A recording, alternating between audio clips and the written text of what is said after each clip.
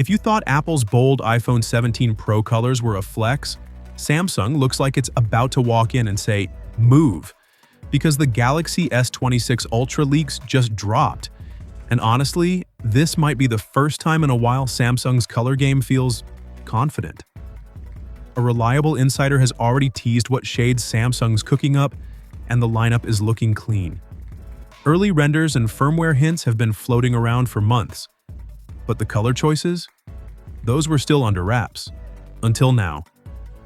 Samsung's apparently sticking to 4 classic finishes at launch: white, silver, black, and a deeper purple that looks like it was designed specifically to be a wallpaper in the ads.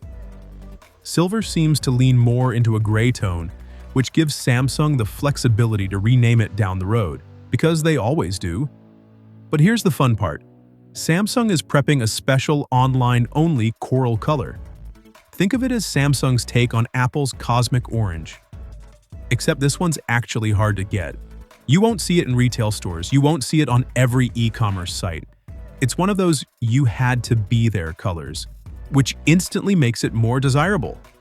The black model is also taking a bold turn. Ice Universe claims Samsung might go with an entirely black frame this time. No more grayish border like the previous Ultra. It could make the bezels look thicker and more premium, which is a surprising design direction, but honestly, it just works. The more we hear, the more it feels like the S26 Ultra is part color refresh, part attitude shift for Samsung.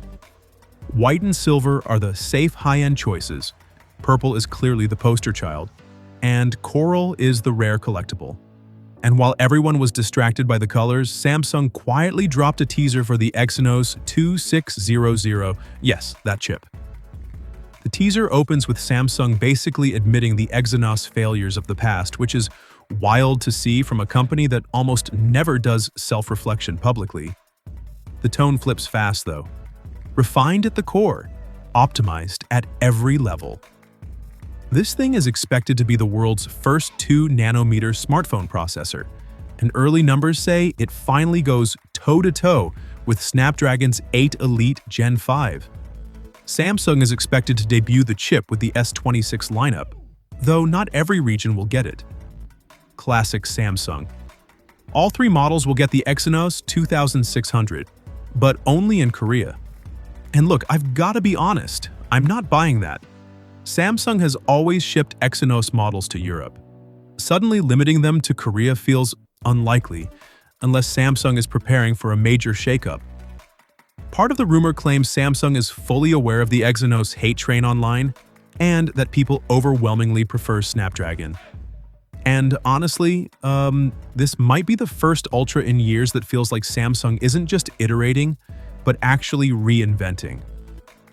New colors, new chip, a sharper design language, and a tone that says they're not playing it safe anymore.